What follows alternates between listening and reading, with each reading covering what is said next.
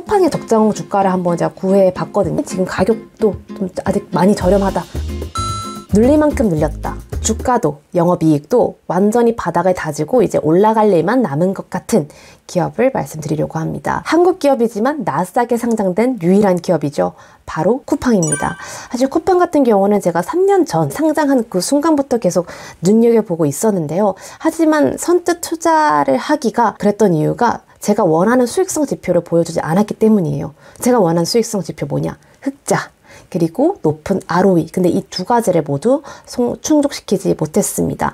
하지만 쿠팡이 가진 잠재력, 그 능력은 어마무시하다라고 생각을 했거든요. 쿠팡의 등장으로 인해서 거의 전국에 있는 물류, 유통의 시장이 바뀌었고요. 소비자의 성향이 완전히 뒤바뀌어 버렸어요.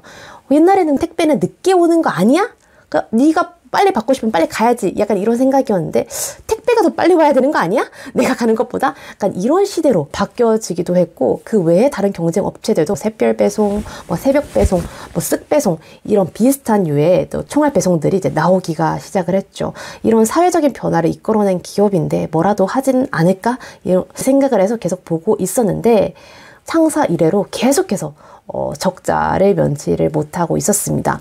그런데 이번에 제가 기사를 읽었는데 바로 14년 만에 첫 흑자를 달성을 했습니다. 사실 마이너스에서 플러스 1,000만 원만 돼도 흑자거든요. 그래서 그런 거 아닐까라고 봤더니만 꽤 이익이 있었어요. 6천억 정도의 이익을 달성했고요. 매출액은 30조 원입니다. 생각보다 꽤 있더라고요. 시총이 43조 정도인데 매출이 30조 원이면은 그래도 꽤 선방한 편이다 라고 생각이 들어요. 그리고 이 흑자가 나올 수 있었던 이유가 지난 6분기 동안 계속해서 흑자가 달성하면서 작년의 첫 연간 흑자를 달성한 겁니다. 그런데 이제 문제는 사실 쿠팡의 주가죠. 쿠팡이 사실 처음 나스닥에 상장을 했을 때는 미국도 그렇고 한국도 그렇고 되게 큰 주목을 했습니다. 왜냐하면 비슷한 사례가 알리바바가 있잖아요. 이게 알리바바가 해외 유통업체로서 정말 큰 성공을 거뒀으니까 얘도 그렇지 않겠냐 하고 상장 첫날에 40 상승을 하고 시총이 갑자기 100조가 됐어요. 그래서 막 세간에서는 삼성전자보다 이거 시총이 높을 수도 있겠는데 라고 나왔지만 한여름밤에 거의 근데 봄이었지. 한 봄의 꿈이었어요. 첫 데뷔가 리즈, 그리고 바로 하락세를 이어서 70달러까지 치솟았던 거의 주가가 10달러 아래까지 내려가는 그런 흑역사를 겪게 됩니다. 사실 쿠팡이 계속 적자인 것도 한몫을 했고요. 시장의 기대에 못 미친 부분도 있었고, 그리고 또 하나 시장 상황이 안 좋았어요. 만약에 2020년 이때 상장을 했으면 폭풍적으로 성장을 할 수 있었겠지만 2021년 그 중반기 쯤이어가지고 그때가 사실 금리 인상에 대한 막 논의가 오갈 때였거든요. 그렇게 돼서 이제 시장 상황도 좋지 않고 또 쿠팡 역시도 적자를 면치 못하고 있었으니까는 관심을 받지 못한 것도 있습니다. 창업자님이 김범수님인데 그 창업자 김범수님께서 이런 말씀을 하셨더라고요. 우리는 의도적인 적자로 갈 거다. 그러니까 주주들에게 믿어달라. 우리는 적자가 앞으로 나긴 날 건데 의도적으로 할 거야. 발을 넓혀야 되고 투자를 해야 되기 때문에 알겠지? 믿어줘 라고 했는데 안 믿었어요. 뭐가 의도된 거냐? 그냥 적자는 적자다 라고 했는데 의도가 맞더라고요. 의도된 적자가 맞았고 드디어 김범수 창업자님의 의도대로 흑자로 변해가는 모습을 보면서 이제 때가 왔다 라는 생각이 들었습니다. 저는 그래도 투자 전에 적정 주가를 한번 구해보고 그래 저평가이면 투자를 좀 해보자 라는 주의여서 쿠팡의 적정 주가를 한번 제가 구해봤거든요. 근데 한국의 적정 주가 기준으로 하면 안 되고 그래도 나스닥에 상장되어 있기 때문에 미국 기업의 적정 주가를 구하는 방식으로 구해보았습니다. 제가 만든 건 아니고요. 주로 미국에 있는 투자자들이 하는 방법으로 따르자면 이것도 완벽한 건 아니에요. EPS 곱하기 ROE입니다. 주당 순이익률이 쿠팡이 0.75달러가 나오더라고요. 그리고 이번에 ROE가 미쳤습니다. 44예요. 이번 4분기가 44고 다 합하면 조금 내려가긴 하겠지만 44를 곱했을 때 33달러 정도가 나오더라고요. 현재 쿠팡의 주가가 18달러인 걸 감안하고 보통 나스닥 기업에 들어가 있으면 웬만하면 또 고평가돼 있길 마련이거든요. 말은 어느 정도 저평가가 되어 있는 구간이기 때문에 저는 쿠팡이 지금 가격도 좀 아직 많이 저렴하다. 그래서 주가도 바닥, 그리고 실적도 이제 바닥에서 올라가는 추세가라고 생각이 들어가지고 말씀을 드렸고요. 이번에 쿠팡에서 좀 한 가지 더 주목할 부분이 있는데 바로 페파치의 인수입니다. 페파치는 외국에 있는 브랜드, 뿌띠크 그런 명품 같은 경우를 집에서 이제 주문하고 받을 수 있는 온라인 쇼핑몰 플랫폼인데요. 지금은 되게 왕성하지만 그 초창기에 이게 페파치가 들어갔기 때문에 시장 점유율도 높았고 시총이 자그마치 30조까지 갔던 대어였습니다. 그런데 여러분 이제 사업이 망하는 길이 그거잖아요. 발을 넓히기 시작하는 거 제대로 증명되지 않았는데 그래서 무리하게 또 넓히고 인수를 하다 보니까 페파치의 기업 가치가 100분의 1로 떨어졌고 쿠팡이 6,500억을 들여서 인수를 했습니다. 페파치 자체도 망해가는 기업인데 라는 그런 시선도 있지만 쿠팡이 김범수 아까 창업자님께서는 우리는 8배 싸게 산 거다. 시장 가치보다. 그리고 쿠팡이 잘 헤쳐나갈 자신이 있고 이미 페파치는 더 이상 투자를 하지 않아도 스스로 돈을 내고 있는 길을 갖고 있다라고 해서 인수를 했다고 합니다.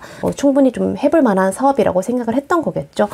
제가 그래서 페파치를 좀 살펴봤는데 정말 많은 브랜드가 입점이 되어 있고요. 주목해 볼 만한 게 명품 중고 부분인 것 같아요. 특히 고가의 명품 같은 경우에는 직접 눈으로 사야 또 안심이 되잖아요. 몇백만 원짜리를 어떻게 내가 배송을 오게 해. 이것 때문에 페파치의 성장성을 좀 의심하는 것 같은데 이 페파치에서 봐야 될 건 중고 같습니다. 명품 중고. 근데 명품 중고를 또 오프라인으로서 사기에는 조금 까다롭잖아요. 이 사람들이 또 어디서 들여왔는지 알 수도 없고 이게 검수가 되는지 알 수가 없어서 공식적으로 구하기가 좀 힘든데 이 경우는 직접 자기만의 검수 센터를 이용해서 에루샤, 에르메스, 루이비통, 샤넬 이런 브랜드 제품들까지 중고 제품으로 구매할 수 있는 플랫폼이라고 하니까 이게 만약에 쿠팡이 물류 거점 센터와 다 연계가 된다면 또 경제적으로도 또 환경적으로도 중고니까 한번 더 쓰는 거잖아요. 좀 이익이 될 수 있는 그런 사업이 나오지 않을까, 그런 시너지가 나오지 않을까 생각이 듭니다. 네, 개인적인 생각이었고요.